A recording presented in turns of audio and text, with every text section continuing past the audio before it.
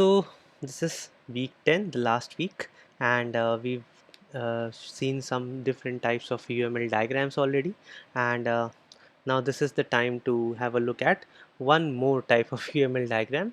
The idea of touching upon allocation diagrams is that you now have a kind of a complete set. I mean, there are many diagrams that are there in UML, but still, in my view, if you know class diagrams, state diagrams, activity diagrams, and sequence diagrams, and even use case diagrams, if you just add to this set the allocation diagrams, we can probably cover up the basis very well. You can then express a lot of details about the system that you are going to build. So we are just going to touch up on allocation diagrams in this particular lecture.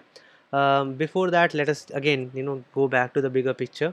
What exactly have we been doing all this while? So you already know that there are two aspects of a system that we are trying to put into some kind of documentation. This is the structural aspect as well as the behavioral aspect. So you have already seen how to express the structural aspect of a system. So we realize that class diagrams is one way to do so. You can basically define what classes that are going to be there in the system and how they are going to relate to each other. So this you already know. For the behavioral aspect, we saw how state diagrams can model the behavior of a single object over the execution of the system, as well as there are diagrams like sequence diagrams which can do that for multiple objects across multiple objects. And then at system level you can also have use case diagrams and activity diagrams. So these were all things that were used to depict the behavior of the system. Now there is one more structural diagram. So this diagram is going to contribute towards your structural understanding of the system, and this is known as the allocation diagram. Now keep this in mind that this allocation diagram only makes sense for certain systems where you have more at least two hardware components. Okay, now when I say hardware components, it has to be taken with a pinch of salt, because today the overall idea of hardware has changed significantly. Okay, gone are those days when all the software deliverables were directly installed or deployed on a physical machine. These days you have the concept of a virtual machine, Docker containers. There are like different types of platforms: IaaS, PaaS, SaaS. So the overall idea of what exactly is a platform where a software goes and sit, that has become slightly confusing now, right? But the idea of an allocation view or an allocation diagram is that you try to show these kind of relationships of your system, that if there are multiple hardware or hardware like elements in your system, then you just want to show where exactly are the software modules going to sit, where exactly are the artifacts, the software software deliverables are going to sit once the system is in place.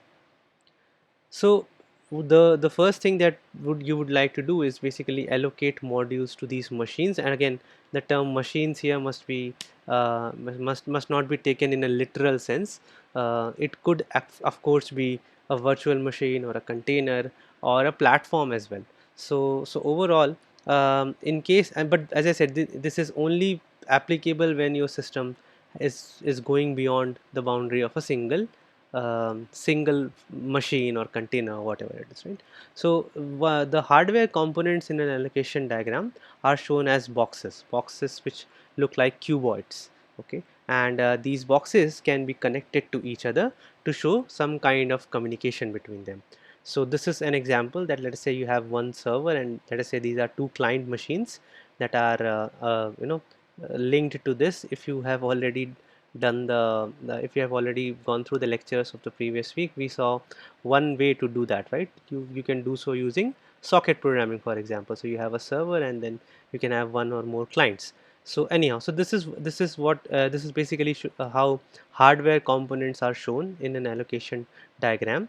And now once you have these allocation diagrams there, yeah, of course, the first thing you have, as I've already said, is that these diagrams, these boxes can actually show VMs or containers as well.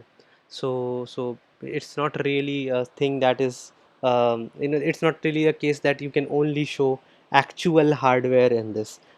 People take up the liberty to show different types of things using these boxes. The idea is it's some kind of a container where some code or some artifact can go and sit. So that is the overall idea. And in fact, you can even show nesting. So you can show that there is one big hardware, let us say a server, and within that there are two or three smaller boxes. They all represent some virtual machine or Docker container. All these are possible. People use it like this. But the major use for a deployment diagram is to actually show the relationship between the artifacts. Artifacts are basically the software deliverables that you produce as part of your project. It could be jar files, zip files, these exe or executable files. All those things are a kind of software artifact. So the idea is you want to show how software artifact are allocated to these boxes, right? And so there are two ways. You can either put them inside the box. That is one way by which people do that. Or you can use a deploy connection. So you can create an artifact in the diagram, and you can use a deploy connection, which basically means that this particular artifact is going to be deployed on this particular platform or machine or whatever it is.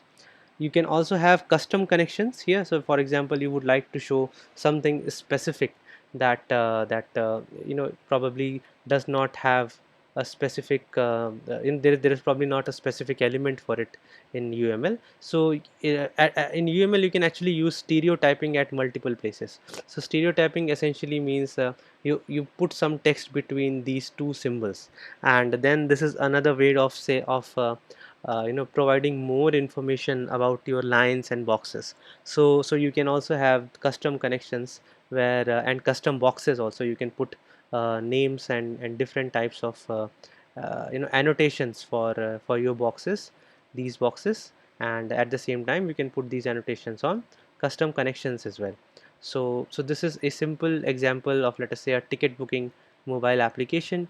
You have this APK file. If you know mobile phones, the Android mobile phones, there if you want to install an application, usually it's a .apk file. Okay. And so what exactly is this trying to show is that this is an online platform, Amazon Web Services EC2, and here there is a server running. So you can see the kind of liberty people take in in showing diagrams. So ideally I've shown it here like this because I wanted to differentiate between the EC2 platform and this particular server. But it is also not a bad idea to just create another box and then put this within that box, which is probably the better way to show it as well. And you can see these stereotypes. These stereotypes are used in order to convey specific types of information.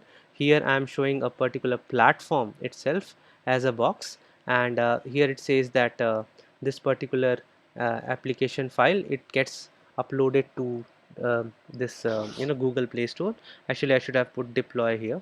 And then it says migrates. So migrates as in whenever you want to install an application, you basically go to Play Store, for example, and then that APK file gets downloaded at your end, and then uh, you can install it on your own machine.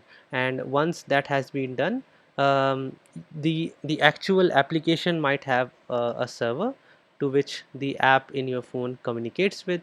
So this is another way to show it that they are connected via internet. Okay. And this is the place where you actually put the server side code of your application. So there are two pieces of code. One is the application code, and then the code, the backend code, right? Whatever is there, you can probably put it like this. So this is one very crude way of showing how deployments work. As you can see, you can take up different types of liberties with the help of these stereotypes. The only thing that at the end of the day you are trying to do, and keep this in mind, is that whatever you use, you whether you use UML religiously, we follow each and every standard that UML has, it becomes tedious, by the way. At some point of time it becomes tedious to religiously follow UML. So people just loosely follow UML guidelines and then innovate with their own. This is common that uh, usually we do not rely too much on UML. UML is good as a standard, but in practice it becomes too tedious to abide by all the standard notifications, that all the standard terms and conditions of UML. So anyhow, overall idea is to use a deployment diagram to showcase where exactly are the different software elements of your system lie, and this is what you should do. Okay, so thank you. This was the last part of our UML series, and in the next lecture we'll have a look at the last system building skill associated with it for this particular week. Okay, thank you. Bye.